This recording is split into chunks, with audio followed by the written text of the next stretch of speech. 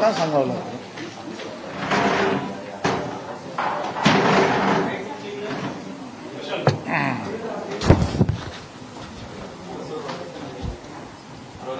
चला रोलिंग. सर्वांना दीपावलीच्या शुभेच्छा. खरं तर आजची वार्ताहर परिषद अतिशय महत्त्वाच्या आणि गंभीर विषयाकडे समस्त नागरिकांचं आणि मुंबईकरांचं लक्ष वेधण्यासाठी मी बोलवलेले आहे. विषय गंभीरही आहे आणि महत्त्वाचाही आहे. उद्याच्या मुंबई व मुंबईकरांसमोरील अशांतता व असुरक्षितता होऊ नये यासाठी आजच यावर भाष्य करणं आवश्यक आहे. खरं तर प्रत्येक राजकीय पक्षाला त्यांचं ध्येय धोरण, त्यांचे कार्यक्रम, त्यांची विचारधारा मांडण्याचा संपूर्ण अधिकार आहे. ते त्यांचं स्वातंत्र्य आम्ही मान्यही करतो. पण ज्या वेळेला एखादा राजकीय पक्ष अन्य पक्षाच्या वतीने विचार केला किंवा भारतीय जनता पक्षाने विचार केला तर त्यांच्या ध्येय धोरण, कार्यक्रम आणि मांडलेल्या विचारामुळे जर उद्याचे काही सामाजिक प्रश्न उभे राहणार असतील तर ते वेळीच जनतेसमोर आणणं आवश्यक आहे. आणि म्हणून आजची पत्रकार परिषद आहे. दिनांक 22 ऑक्टोबरला सामनामध्ये आपण सगळ्यांनी एक बातमी बघितली असेल, वाचली असेल आणि अतिशय हुशारीने मुखपत्राच्या मुखपृष्ठावर शिवसेना उद्धव बाळासाहेब ठाकरे गटाला मराठी मुस्लिम यांचं समर्थन आणि काही लोकांचे फोटो अशी बातमी झळकली. कोणी कोणाला समर्थन द्यावे, कोणी कोणाचं समर्थन घ्यावे तो तर त्यांच्या पक्षाचा प्रश्न आहे. खरं तर नीट बघितलं तर स्वतःच्या राजकीय स्वार्थासाठी मतांची पेरणी करण्याचा एक नवीन विचार हा शिवसेना उद्धव बाळासाहेब ठाकरे गटाने हळुवारपणे पहिल्यांदा त्या ठिकाणी मांडला आहे. या विचारामध्ये, या समर्थनामध्ये लांगुल चालनाचा राजकीय स्वार्थी वास आहे. ही एक नरेटिव्ह सेट करण्यासाठी आणि येणाऱ्या मुंबई महानगरपालिका निवडणूक जिंकण्यासाठीची केलेली राजकीय पेरणी आहे. खरं तर म्हणायचं होतं मराठी आणि मुसलमान, मराठी आणि मुस्लिम,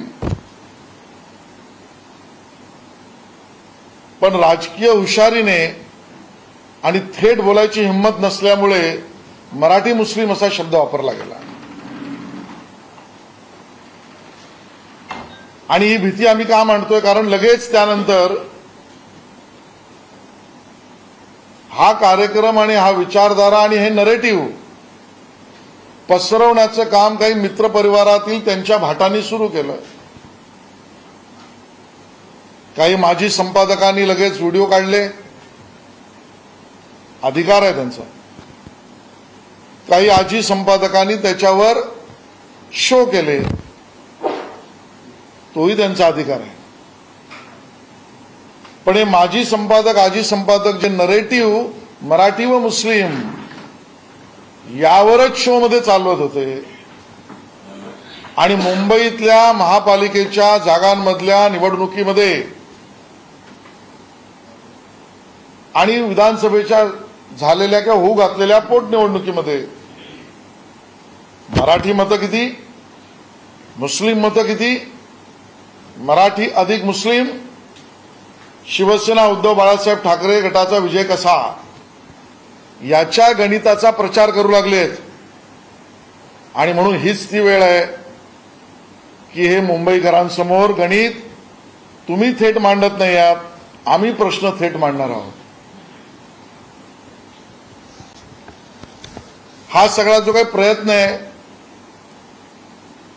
हा मराठी मतांना भुलवणे आणि मुस्लिम मतांना फसवण्याचा आहे. खरं तर जी शिवसेना आपण तुम्ही पाहिली त्या बाळासाहेबांच्या शिवसेनेने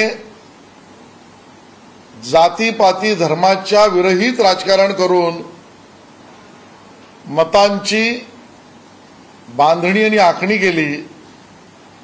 आमचा सवाल उद्धवजींना आहे, आज तुम्हाला जाती आणि धर्मावर मत मागण्याची वेळ का आली, ही पेरणी करण्याची गरज का पडली? उद्धवजी, तुम्ही काँग्रेस, राष्ट्रवादी आणि समाजवादी यांच्याशी युती करून वैचारिक लोचा तर केलाच आहे. त्याही पुढे पोटनिवडणुकीत तुम्ही गेलात आणि लाल बावट्याबरोबर सुद्धा, कम्युनिस्टांबरोबर सुद्धा तुम्ही समर्थन मागितलं. तुमचा प्रश्न अलग आहे. पण आता मुंबई महापालिका निवडणुकीत पराभव समोर दिसू लागल्यावर तुम्ही समाजातल्या विभागण्या का करताय? धर्म आणि समाज, धर्म आणि जात याची पेरणी का करताय? का गरज लागली तुम्हाला? भारतीय जनता पक्षाची भूमिका स्पष्ट है, ना जात पर ना धर्म पर, किए हुए विकास के काम पर आम्ही मतांची बेगमी करू. उद्धवजी, तुम्हाला आमचा सवाल आहे, मराठी मुस्लिम तुम्ही मांडणी करताय, मग मराठी जैनशी तुमचं वैर का? मराठी गुजरातींच्या विरोधात तुम्ही का बोलता? मराठी उत्तर भारतीय तुम्हाला का चालत नाही? मराठी मुस्लिम तुम्हाला चालतो, त्यांची बेगमी करता, तर मराठी हिंदू या विषयाला फारकत का घेताय? केवळ मतांसाठी ना? या प्रश्नाचं उत्तर तुम्हाला द्यावंच लागेल. आणि म्हणून भारतीय जनता पार्टीची तर भूमिका मराठी मुंबईकराची आहे. ना जाती, ना धर्म, ना भाषा, ना भेद. जो मुंबईतला आहे तो मुंबईकर आणि मराठी तर आमचाच. आणि म्हणून येणाऱ्या महापालिका निवडणुकीमध्ये शिवसेना मराठी आणि मुस्लिम घेऊन, ज्याला मराठी बोलणार नाहीत आणि मुस्लिमही फसणार नाहीत, आणि दुसऱ्या बाजूला भारतीय जनता पार्टी मराठी मुंबईकर घेऊन 22 ऑक्टोबरच्या सामन्यातना नवीन सामना आता समोर येतोय. हे आज आम्हाला मुंबईकरांसमोर मांडायचं आहे. का उद्धवजी असा प्रयत्न करायला लागतोय तुम्हाला की कसाबला मराठी सदरावा पायजमा तुम्ही घालणार आहात का? उद्याचे गंभीर प्रश्न या पद्धतीच्या बेगमीच्या मतांवर तुम्ही घेतलेत तर मुंबईकरांसमोर येणार आहेत. त्याची उत्तर तुम्ही तुमच्याकडनं आजच आम्ही मागतो आहोत. एक मोहम्मद अली रोड आणि एक मालवणी,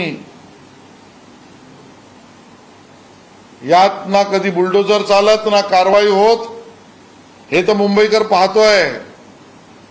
आता 437 स्क्वेअर किलोमीटरच्या संपूर्ण मुंबईत किती मोहम्मद अली रोड आणि मालवणी पॅटर्न तुम्ही करणार आहात? आम्ही न्यायिक नागरिक व्यवस्थांच्या अँगलने विचारतोय, धर्माच्या विरोधात आम्ही नाही. मग मालवणी आणि मोहम्मद अली रोडचे पॅटर्न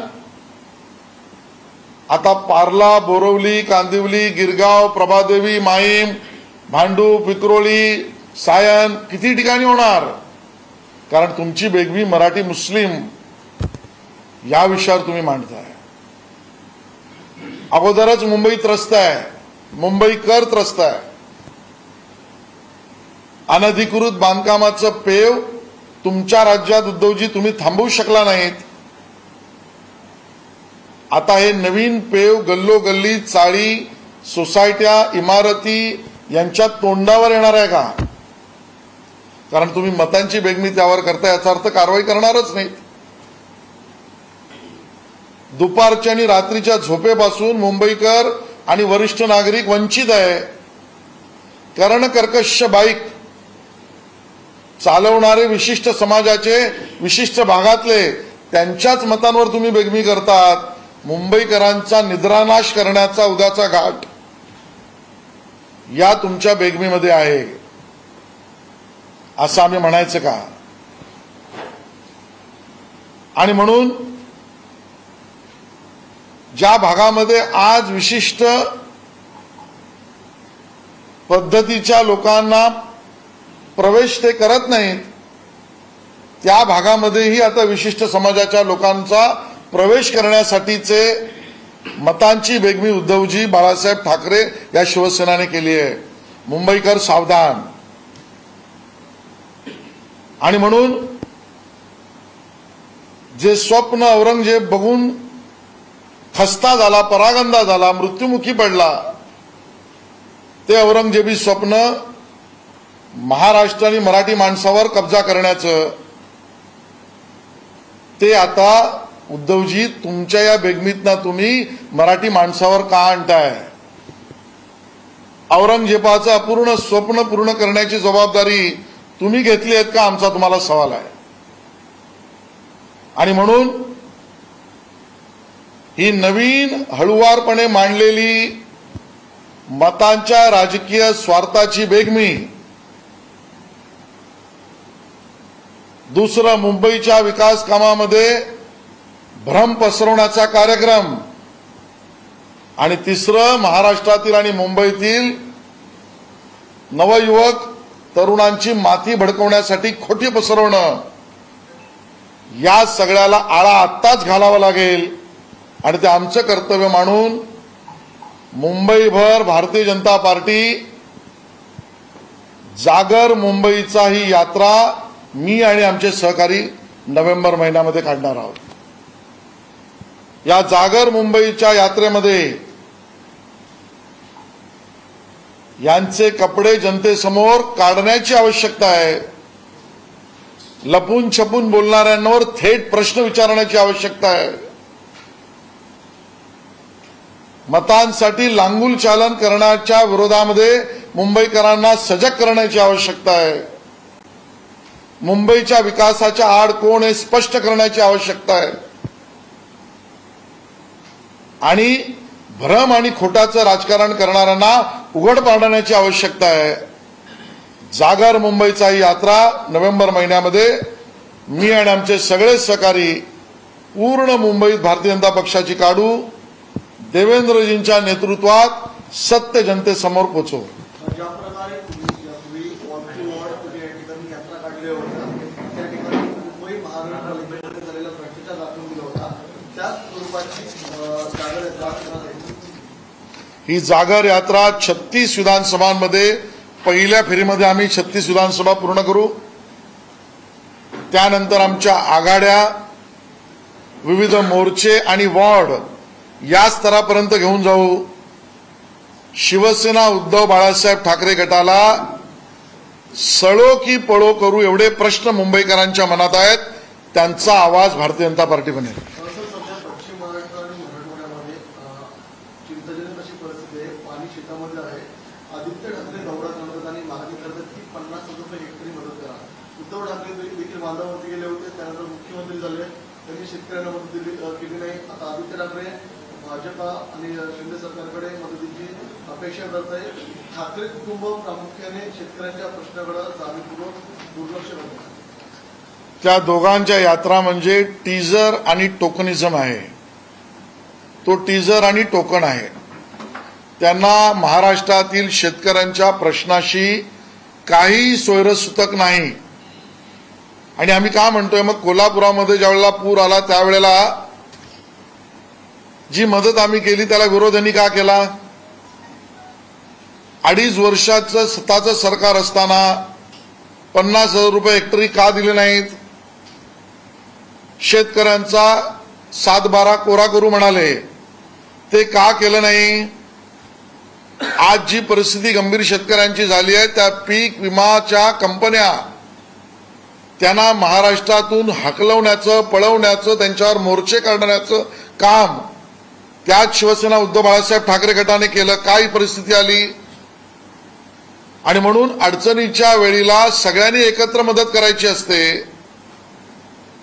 त्यावेळेला केवळ टोकन आणि टीजरचा धंदा करायचा नसतो. उद्धव ठाकरेंनी 2 वर्षापूर्वी अयोध्येचा दौरा केला होता. मात्र 2 वर्षानंतर ते म्हणले की मी लवकरच अयोध्येच्या दौऱ्याला जाणार आहे. 2 वर्ष झाले तरी त्यांचा दौरा होत नाहीये. उद्धव ठाकरेंना अयोध्येच्या दौऱ्याचा विसर पडलाय. मी आता जी मांडणी केली ती त्याचाच लांगुल चालनाचा भाग आहे. अयोध्येचा विसर नाही पडला. अयोध्या विसरणं आवश्यक आहे असं त्यांना वाटलं. कारण अन्यांच्या मताचं काय? आणि म्हणून हा जो राजकीय स्वार्थातल्या मराठी आणि मुस्लिम या नवीन समीकरणाची जी बेगमी आहे, त्याचे पहिले प्रयोग आम्ही बघितलेत. याकूब मेमनचं थडगं सुशोभीकरण करताना, नवाब मलिकच्या संरक्षणात उतरताना, दाऊदच्या बहिणीबरोबर धंदा करणाऱ्यांना संरक्षण देताना, याकूब मेमनला फाशी देऊ नका म्हणणाऱ्या असलम शेख बरोबर सोयरी करताना, शर्जील उस्मानीला मुंबई आणि महाराष्ट्रात प्रवेश देताना, हे आम्ही वारंवार बघितलंय. आणि त्यामुळे आमचा सवाल तर उद्धवजी तुम्हाला आहे, देव देश आणि धर्मासाठीचा तुमच्या घोषणेचं काय झालं? एक खोट्या तक्रारीच्या रामवर्गणी आणि राम मंदिराच्या जागेवरना तुम्ही अग्रलेख आणि भाषणं केलीत. त्यावेळेला तुमच्या मुखातून उद्गार बाहेर आले.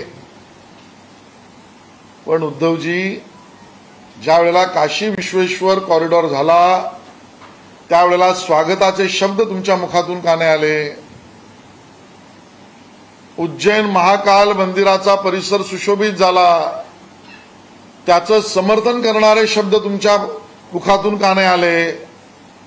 कारण एकच, विशिष्ट वर्गाची मतं मला हवी आहेत.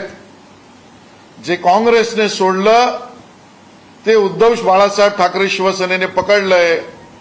आणि त्यामुळे जी काँग्रेसची गत झाली तीच गत यांची होईल. मुंबईकर, मराठी माणूस त्यांना माफ करणार नाही.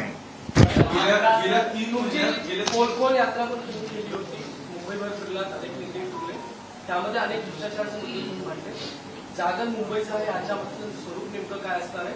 कारण का भ्रष्टाचाराच्या मुद्द्याने तुम्ही आधी मांडून झालेले. जागर मुंबईचा हा मुंबईकरांच्या आवाजाचा कार्यक्रम आणि यात्रा आहे. आणि त्यामुळे जे प्रश्न मी या ठिकाणी मांडले, मतांसाठी जोगवा विशिष्ट वर्गाचा आणि मतांसाठी गाजर शिवसेना उद्धव बाळासाहेब ठाकरेंकडे आणि मुंबईकरांचा जागर भारतीय जनता पार्टीकडे.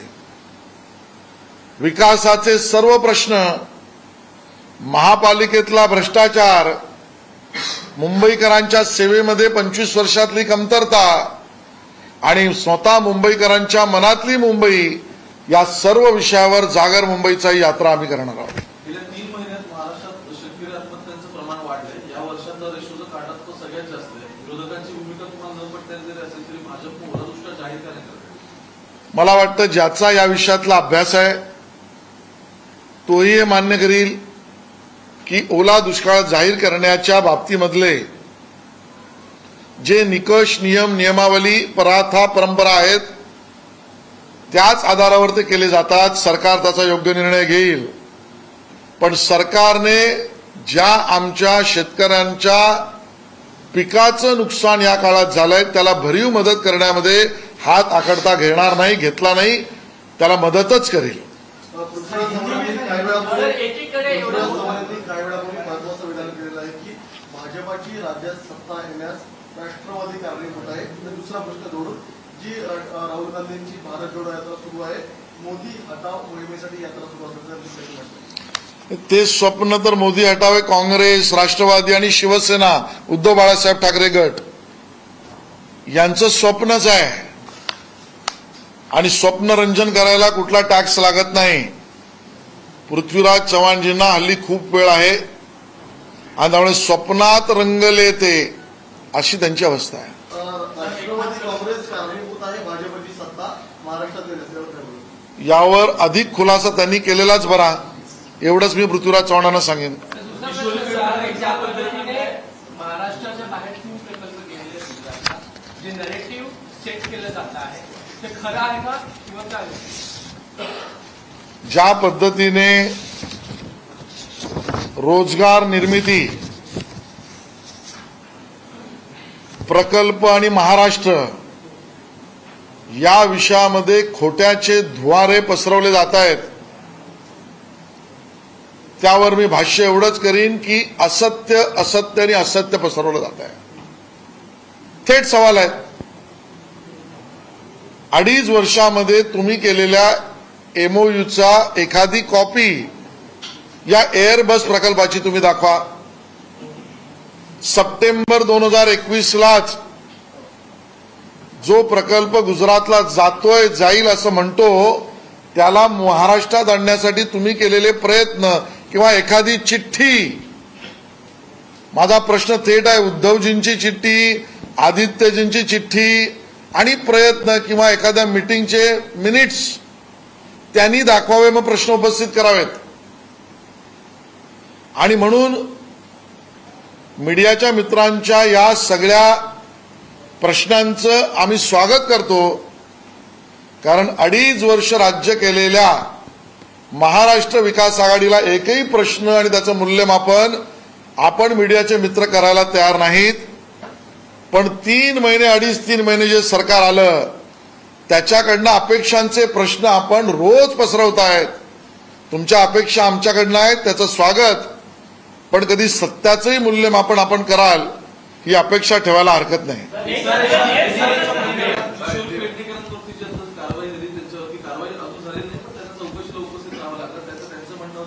भाजपने ठरवून दिलेल्या गोष्टी आणि तपास यंत्रणांना भाजपने हाताशी धरलेल्या असल्याचा आताचा आरोप. अहो, झोपडपट्टीवासियांचं घर खायचं, त्याच्यावर प्रश्न विचारल्यावर राजकीय प्रश्नांचा समोर विषय आणून लपून राहायचं, हा कुठला भाग आहे?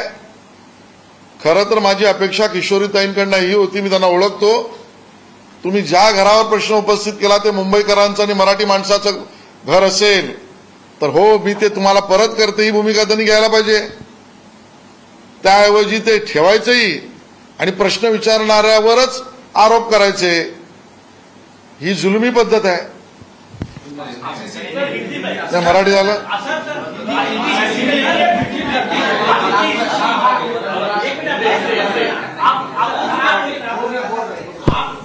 सवाल ये है कि आपके मंत्री कौन से बड़े प्रोजेक्ट की बात कर रहे थे कि जो महाराष्ट्र में आने वाला है? आज जो विषय मैं यहां पर रख रहा हूं वो चिंताजनक भी है और महत्वपूर्ण भी है. इस विषय का गांभीर्य और उससे कल आने वाले परिणाम, इसके बारे में आज ही सोचने की आवश्यकता है. इसके लिए आज की प्रेस कॉन्फ्रेंस है. कोई भी पॉलिटिकल पार्टी अपने कार्यक्रम,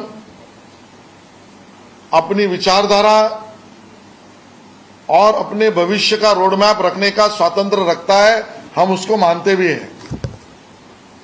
लेकिन इस प्रकार से अपने पार्टी के कार्यक्रम, विचारधारा को रखने के बाद अगर सामाजिक प्रश्न निर्माण हो सकते तो उसको पूछना ये हमारा कर्तव्य मानकर हम इसको पूछते हैं. 22 अक्टूबर को सामना न्यूज़पेपर में फ्रंट पेज पर एक आर्टिकल और न्यूज आई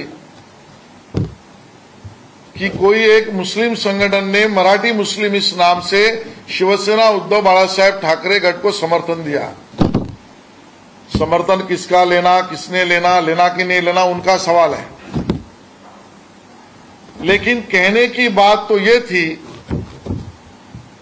नरेटिव तो ये सेट करना था कि शिवसेना उद्धव बाळासाहेब ठाकरे ये पार्टी मराठी और मुस्लिम इन मतों को इकट्ठा करना चाहती है। वो उनका अधिकार भी होगा, लेकिन अन्य भाषिक और मुस्लिम वोट को लाने के बाद मराठी वोट न चले जाए, इसके लिए शब्द प्रयोग यूज किया गया मराठी मुस्लिम। करना था मराठी और मुस्लिम, किया मराठी मुस्लिम। और ये बात हम इसके लिए कहते हैं क्योंकि उसके बाद इस नरेटिव को फैलाने के लिए जो शिवसेना उद्धव बाळासाहेब ठाकरे पार्टी के आज के मित्र खड़े हो गए और कुछ एक्स संपादकों ने, एडिटर्स ने उसके ऊपर शो भी कर दिया, वीडियो भी रिलीज किया, कोई करंट संपादकों ने उसके ऊपर चर्चा भी बनाई। और उन दोनों कार्यक्रमों में बताया ऐसा गया, मुंबई के जितने वार्ड है, जितनी विधानसभा है, उसमें मराठी वोट प्लस मुस्लिम वोट इकट्ठा करो तो शिवसेना उद्धव बाळासाहेब ठाकरे की जीत का सपना दिखाया गया है। और इसके लिए आज ये सवाल उठाना आवश्यक है कि जात और धर्म के नाम पर हम वोट नहीं मांगेंगे, ये बाला साहब का विचार था। उद्धव जी, आपने उसको तिलांजलि क्यों दी? आज हमने पूछना चाहते हैं, जाति, धर्म और भाषा के नाम पर वोट आपको मांगना क्यों पड़ रहा है? अपनी पार्टी की महानगर पालिका में हार दिखाई देने के बाद यह आपकी तिलमिलाहट क्यों है?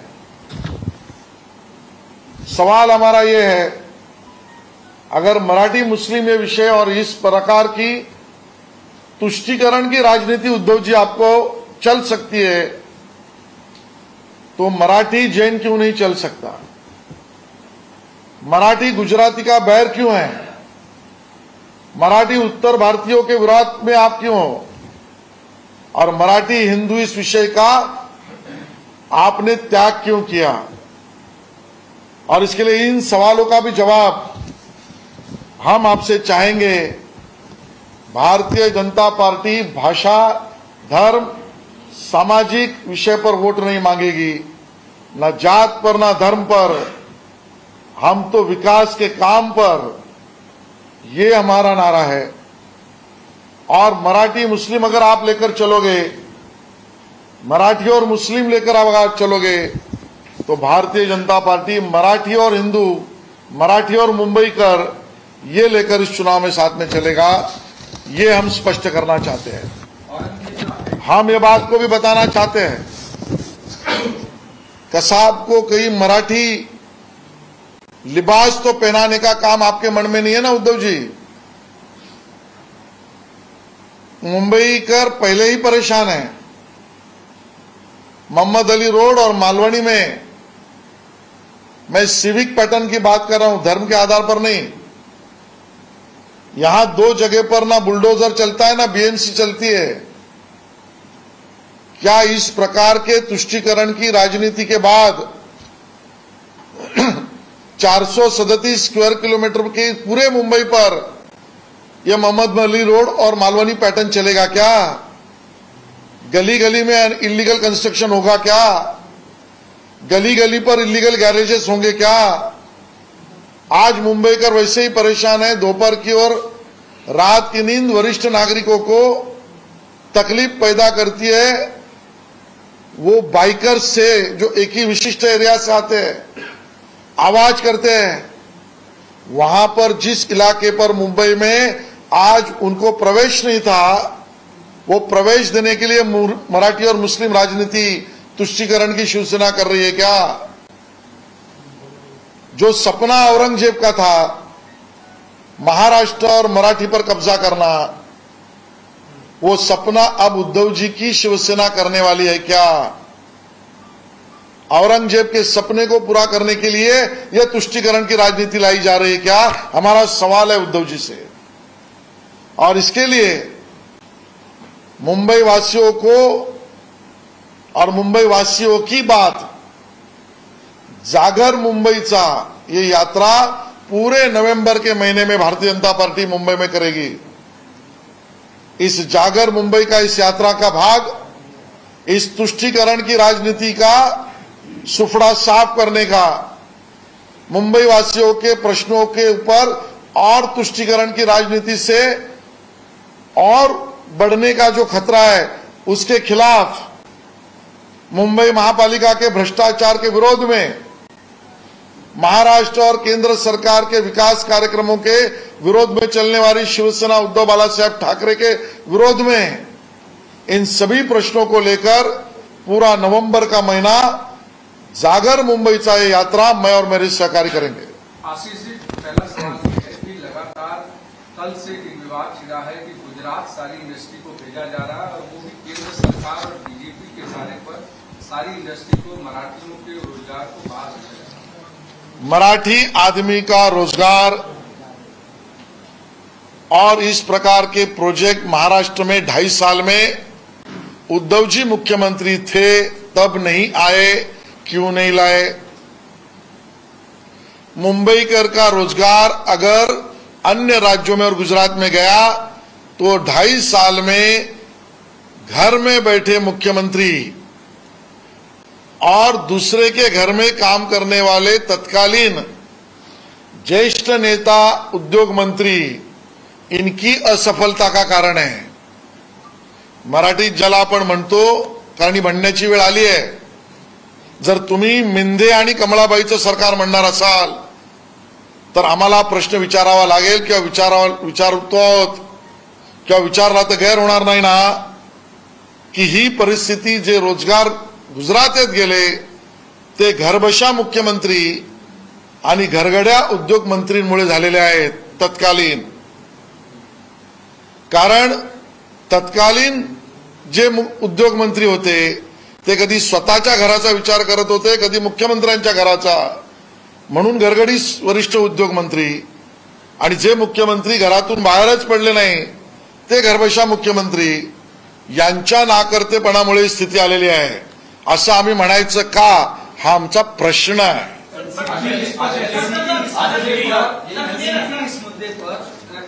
एनसीपी इस मुद्दे पर 31 तारीख को पूरे प्रदेश भर में आंदोलन करने जा रही है, हर जिला मुख्यालयों पर। अगर एनसीपी तत्कालीन मुख्यमंत्री उद्धव जी के असफलता पर आंदोलन कर रहे हैं तो उसका हम स्वागत कर रहे हैं। सर, सवाल ये है कि सर एक महीने पहले उदय सामंत जी ने बोला था कि ये जो एयरबस प्रोजेक्ट है वो नागपुर में आने वाला है, उन्होंने इसमें कॉन्फिडेंस भी जताया था। सही बात है, 2.5 साल में उन्होंने नहीं किया। सितंबर 2021 में स्पष्ट हो गया डिफेंस से कि यहां लाने के लिए तत्कालीन महाराष्ट्र की सरकार ने प्रयास करना चाहिए, डिफेंस से वो उन्होंने नहीं किया। तब जाकर उद्योग मंत्री आज के उदय सामंत जी ने यह प्रयास किया, वो उनका बयान है, वो उनका प्रयास है, मैं उसका स्वागत करता हूं। उनका प्रयास ये महाराष्ट्र के हित में था। लेकिन फेल हो गया क्या प्रयास?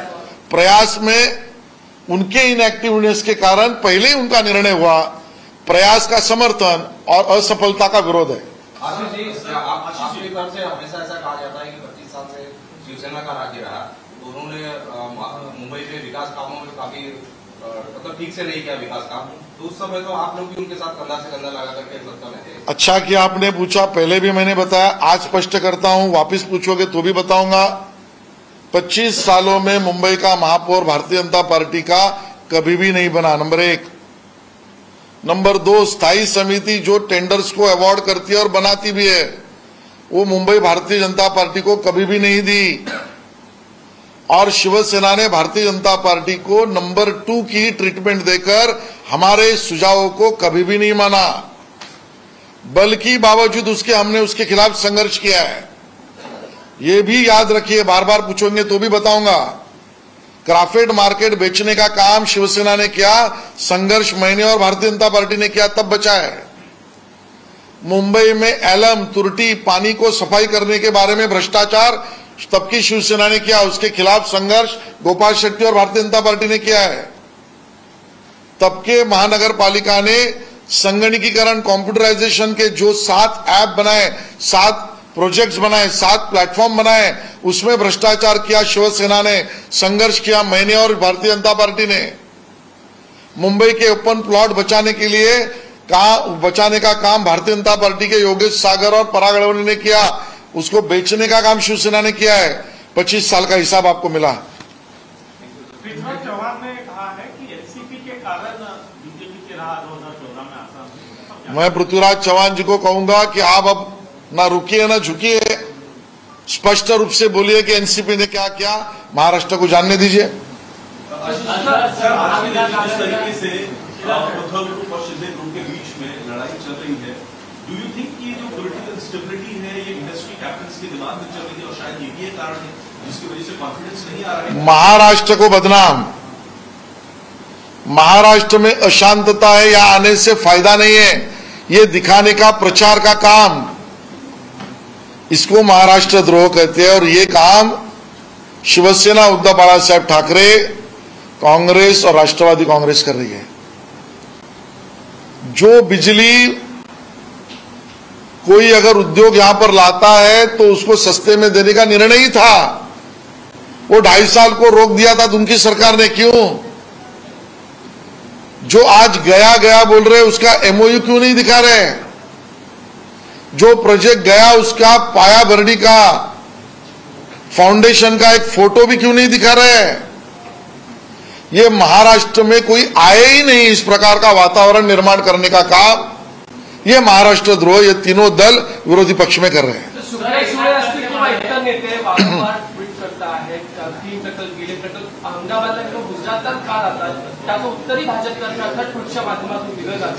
प्रश्न गुजरातला विचारण्याऐवजी सुप्रियाताई तुम्ही तुमच्या सरकारमधल्या उद्योग मंत्र्यांना का नाही विचारत? तुम्ही ज्यांना समर्थन दिल्या त्या मुख्यमंत्र्यांना का नाही विचारत? 5 प्रश्न तुम्ही आताच्या 3 महिन्याच्या सरकारला विचारताय, मग 2.5 वर्षाच्या सरकारला एक प्रश्न सुप्रियाताई का नाही विचारत? कारण तुमच्या मनामध्ये सत्य आणायचं नसून महाराष्ट्राबद्दल पाप पसरवण्याचं आहे। सुप्रियाताई हात जोडतो असं करू नका। सर, एकनाथ खडसे म्हणाले कोक्यांचे व्यवहार जे आहेत ते एकनाथ शिंदेच्या हातून झाले, असा आरोप केला। मला वाटतं खडसेजी स्वतःच आता अडचणीत आहेत, त्यामुळे भ्रमितावस्थेत ते असल्यामुळे त्यांच्या विधानाला आता सत्य मानणं हा खतरा आहे, खतरों के खाली नाही। धन्यवाद।